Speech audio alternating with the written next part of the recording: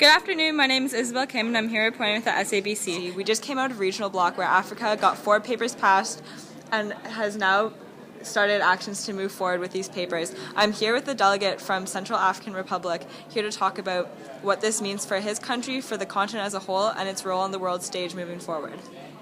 Africa takes a lot of flack for not coming up with their own initiatives and for not creating, generally taking from the rest of the world. And I think that this proves that we are more than capable as a continent of enlisting the help of others and moving forward through our initiatives.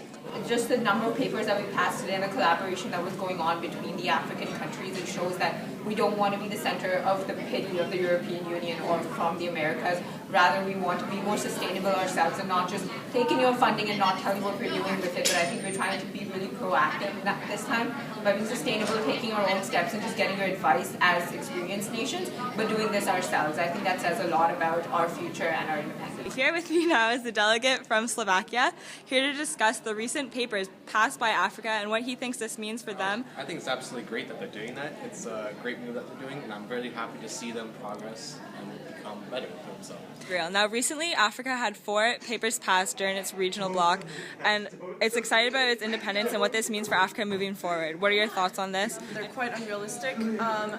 They have, as a general rule, quite authoritarian governments, and they need funding that probably European countries and North American countries will not provide. 15 of the European countries have already agreed to support them given the committee that Africa's arranged. Is this true? It has been discussed, but we have not worked on a working paper, and it has definitely not been passed as a motion.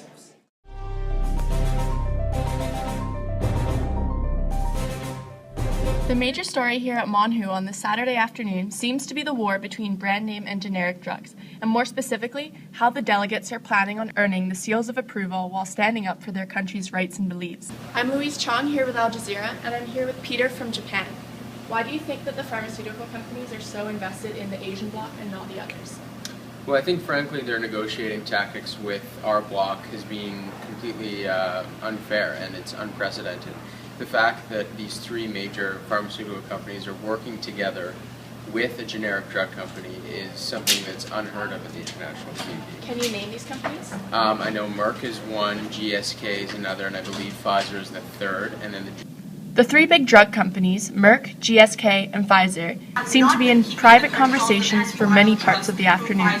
They proposed that the delegates include a clause in their drafts that would extend the patent length of their brand name drugs, which would drastically increase their power and profits. Countries such as Bangladesh have been promoting domestic industry and trying to support their own drug manufacturing industry, and this is why they oppose this clause. For a while, the delegates seemed interested in order to earn their seal of approval. However, emotions changed by the end of the day, and the companies have since had to reel in their proposal. The delegate from China spoke earlier with me today regarding his alliance formed with Brazil and Russia that was perceived as aggressive by some. We have had many relations with Russia before, with India before, and honestly, our economies have the same interests. Our interests are pretty much the same, and making sure that certain resolutions are not passed that would be harmful to our economy. These discussions with various delegates has confirmed to me that there is a disagreement with the pharmaceutical companies, but the regional blocs are working hard to compromise in order to earn the prestigious seal of approval. We will see how talks proceed and if the papers will satisfy the drug companies as well as the delegates.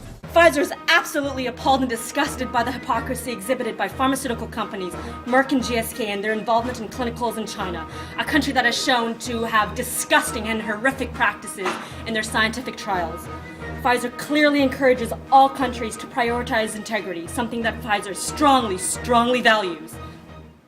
In the Americas bloc, 2 different working papers created conflict among South American countries. Brazil and Chile worked hard to create a realistic policy to boost the economy of South America. Meanwhile, the rest of the countries of South America formed a socialist alliance that threatens the economy that Brazil has worked so hard to build. We're climbing the economic ladder.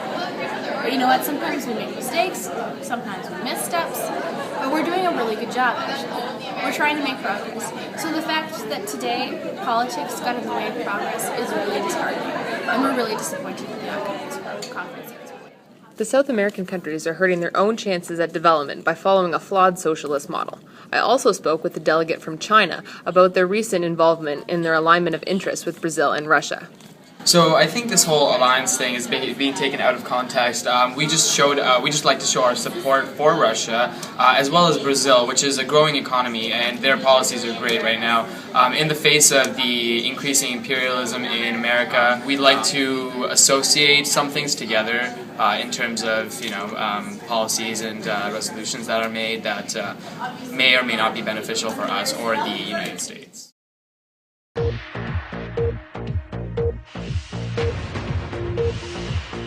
Sharon Harris from BBC News reporting on the developments within Africa in association with European countries. Africa, particularly Central African Republic, has reported to BBC that a coalition has been formed amongst the majority of African countries. This coalition is working together to push forth their amendments and a specific paper which will be discussed amongst all regions of the world. What we're looking to do is come up with a series of initiatives for this coalition to tackle, to allow Africa to develop from the inside out with the assistance of foreign countries. Approximately 15 European countries have agreed to support African countries in their exercise. Italy, amongst other European countries, have confirmed that Western European countries are indeed involved in tactics to support Africa. Plans to create boards to provide expertise towards Africa are being set up. However, rumors that funding will be provided towards Africa has not been confirmed. Meanwhile, Russia, which has reached a compromise once more with Italy on their ideals, is wary of international regulation and warns Africa. I believe that the use of international regulation should be considered very, very carefully. This is Charlotte Harris reporting for BBC News. Good night and good luck. This is Nathan Gamble, Editor-in-Chief for The Economist. In a globalized economy, alliances are appealing. The media looks favorably upon them.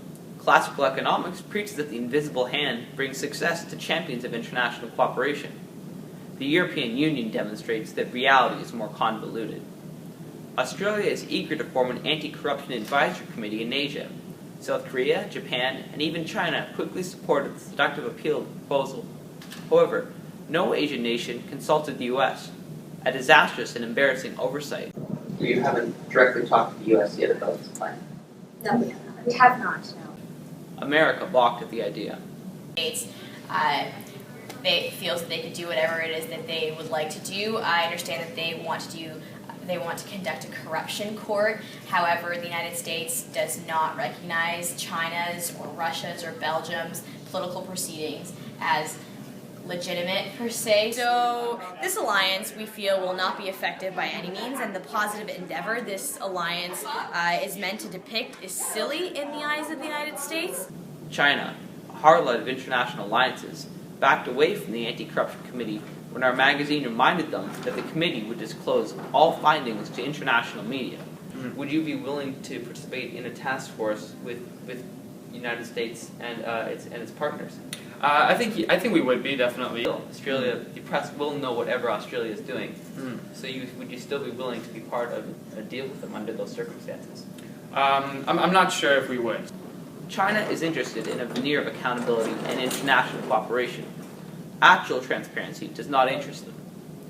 In the plenary session, MonWHO will not impact healthcare corruption if delegates strive for transient alliances and vain approval.